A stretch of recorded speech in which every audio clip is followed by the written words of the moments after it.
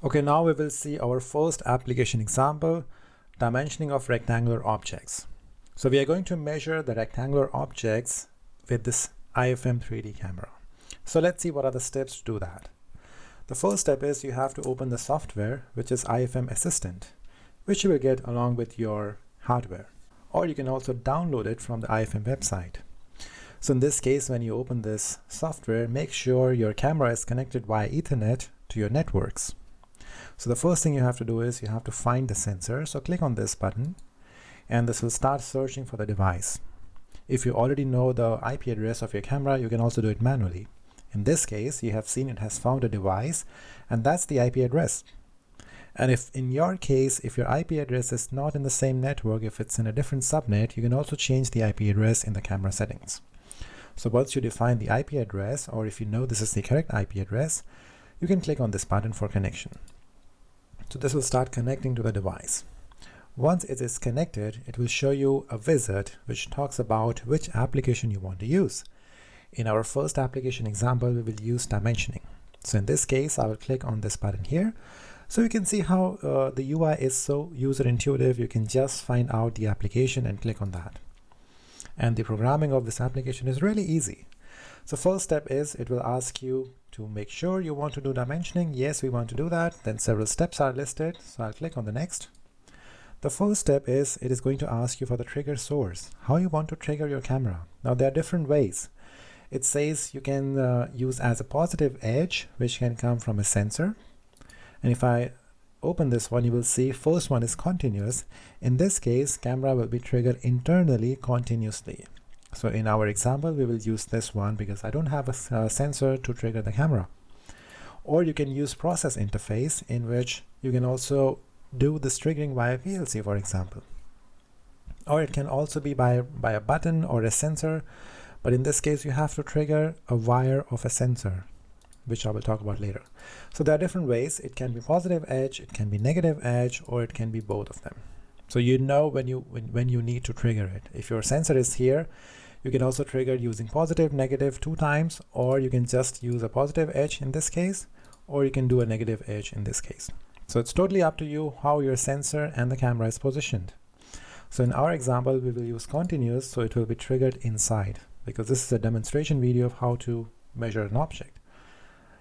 Now the next step is we have to define a reference plane, which means the plane on which your objects will be traveling. For example, here you can see this is the reference plane for the object. So in my case, my reference plane is this table which you see in the camera. So I want to teach that, so I don't have to do anything. I just have to click on teach button. So it will automatically try to measure the distance between this reference plane and the camera. And now when it is done, it will say teach is done. Then you will click on next. Alright, now is the direction of movement. Now there are 2 options in this case. The first option says the larger dimension is the length of the object and the smaller dimension is the width. So in this case, if the larger dimension is the length of your object, you don't have to turn on this switch. If you turn on this switch, you have to define the direction of motion, which you can do using this vector. So here it says the direction of motion is from left to right, or if I rotate it, it says from right to left. So this vector can define what is the direction of your motion. So in our case, I don't have to define it, so I will turn it off. Alright, this will also measure the dimension. Don't worry about that. So I will click to next, but in case if your boxes is moving, then you have to turn it on and define the direction. Alright, so in our case, I don't have to do it. So I will turn it off and click on the next.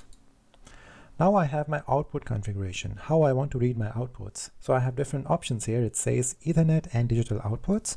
So I will see if I just need Ethernet outputs, the camera will send the signals via the Ethernet cable. In case if I want to use the outputs of the camera, I can use digital outputs. So I can use static or pulse. Static means it will be either true or false.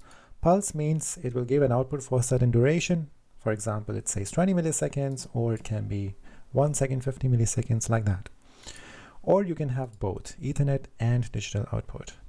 In our case, at the moment, we are not interfacing the camera with a PLC, or we are not using the outputs. We are just monitoring it in the software itself.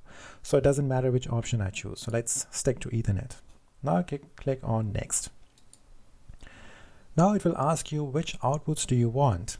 here you have some selection. The first one is object found. Do you want to know if the object is found or not? There is a specific output for that.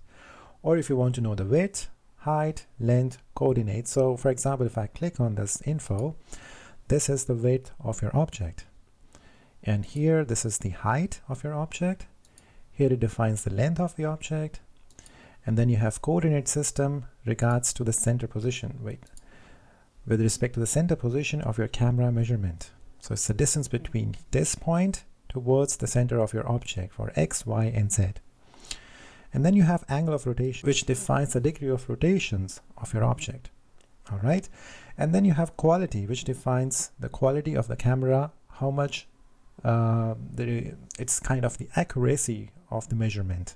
That's the quality of width, height, and length. And this is the start and delimiter and end syntax of the message which is sent by a sensor or the camera. All right. Once everything is defined, you just have to click on next.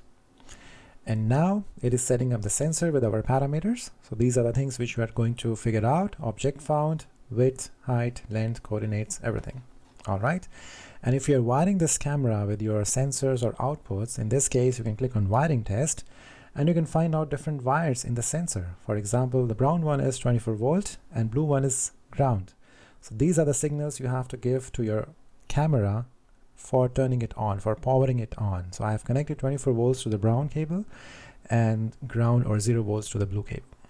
And this white one is used for trigger if the camera is externally triggered. In our case, it's continuously triggered, so I don't have to trigger here. Otherwise, this wire, white wire, is used for triggering the camera for taking an image. And further outputs, you will see out1, it means the output coming from the camera. That we can also define, for example, if I go to process interface, and somewhere you can also define the outputs. Let me check which was that. If I go to my trigger source, no. If I define the output interface as Ethernet and digital, in this case, let's take static. Now I go ahead. Here you can find the outputs. Now output 2 and output 1. So output 1, you can define what is the reason that you need output 1. Is it because if you select none, then output 1 will give you no information. If you select object found, it means when object is found, output 1 will change its status, true or false. Similarly, width, if width is less than some information which I will put here, the length, then output 1 will be triggered. So there are different ways how you can define how your output should be triggered. This is the output configuration. All right. So right now I don't want to use it because I'm not using these configurations. So I go to next. And now it is setting up the camera. That's the process interface. This was the wiring test. Now let's save this so you can finish this. So your one application is defined here. Let me go back here. So your first application is defined in the camera itself. So it's not defined in your computer, it's defined in the camera. So you have saved this configuration. Now I'll go to monitor. In the monitoring mode, you can see this is the area which camera is sensing right now. This is the reference plane. All right. Now, because I choose continuous measurement, you will see this is continuously testing the object. So there's no object, it is saying fail. There is no object here.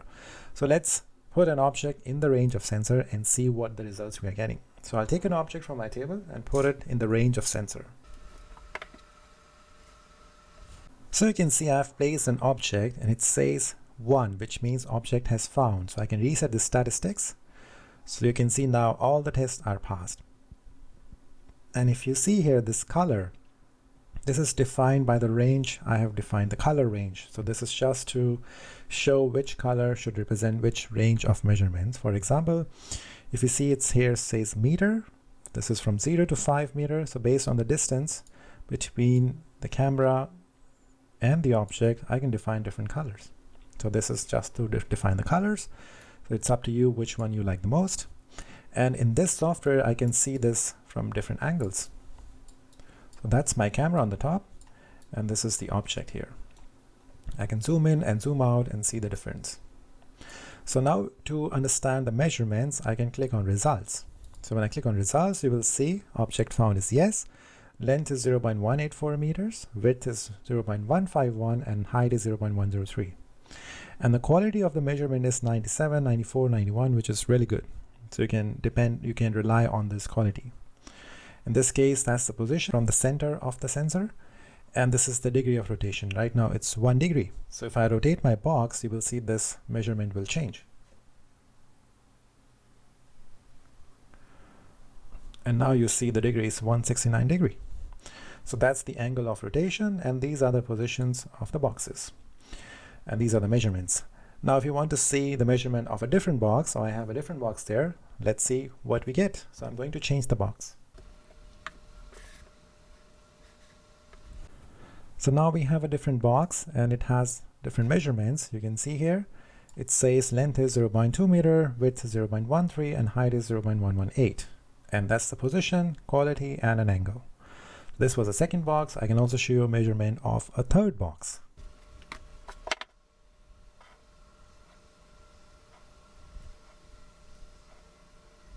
Now you can see that this box is a little bit bigger, so it took me time to position that. In this case, you see the length, width, heights are also measured instantly, quality is really good, and the angle of rotation. So this is how you can measure different boxes using a camera, and you can find out the length, width, and height.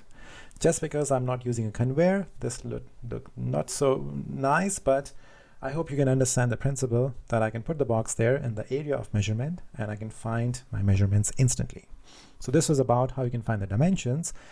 In the next videos, I will connect this application with a PLC so you can see these values of measurements in the PLC in a database. So that we'll see later in the videos. This video was only about how to set up the camera to measure rectangular objects.